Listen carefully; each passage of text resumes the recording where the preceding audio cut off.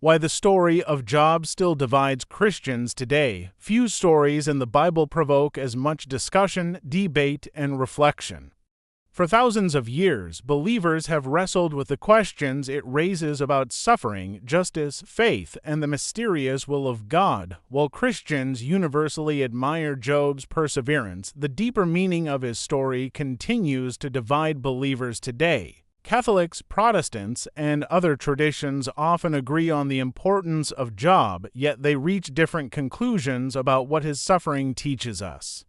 The book of Job begins with a shocking scene. Job is introduced as a righteous man who fears God and avoids evil. Yet despite his faithfulness, he loses his wealth, his children, and eventually his health. This creates an immediate tension. If God is just and loving, why would he allow a righteous person to suffer so intensely? This remains a great challenge to faith. Some Christians see Job's suffering as a test designed to strengthen his faith. Others struggle with the idea that God would permit such trials. For modern readers living in a world marked by personal tragedies, Job's story feels deeply relevant and sometimes uncomfortable. One reason for division is the challenge to the belief that good people should always be rewarded and bad people punished. Job's friends strongly hold this view. They repeatedly insist that Job must have done something wrong to deserve his suffering. Yet the reader knows something they do not. Job is innocent. God himself describes Job as a righteous servant. The Catholic Church teaches that suffering cannot always be explained by personal wrongdoing. Individual suffering is not necessarily a direct punishment from God. Jesus himself rejected this assumption when discussing those born blind. The story of Job reinforces this important truth. Another source of division is the mysterious role of God's silence. Throughout most of the book, Job cries out for answers. He questions, laments, and even argues with God. Many Christians find comfort in Job's honesty, seeing it as proof we can bring struggles before God. Others feel uneasy with Job's boldness, wondering if his questioning crosses into disrespect. Yet God does not condemn Job for seeking answers. From a Catholic perspective, Job's example demonstrates that authentic faith does not eliminate struggle.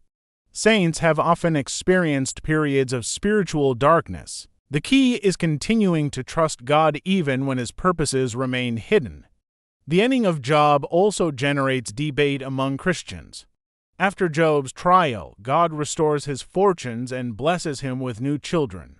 Some see this as evidence that faithfulness leads to earthly blessings. However, many theologians caution against this. The restoration is not a formula for wealth, but points toward God's ultimate justice and mercy.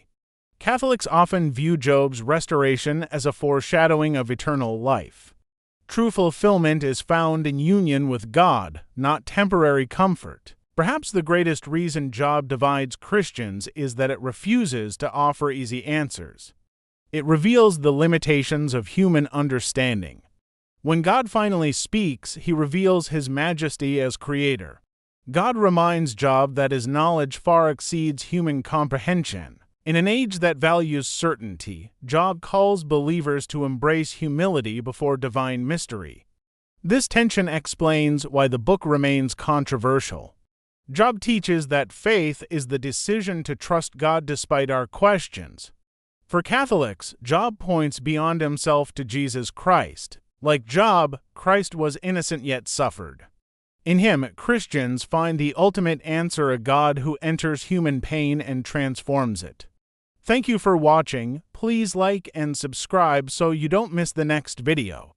Trust God's wisdom even when it's beyond understanding. Goodbye.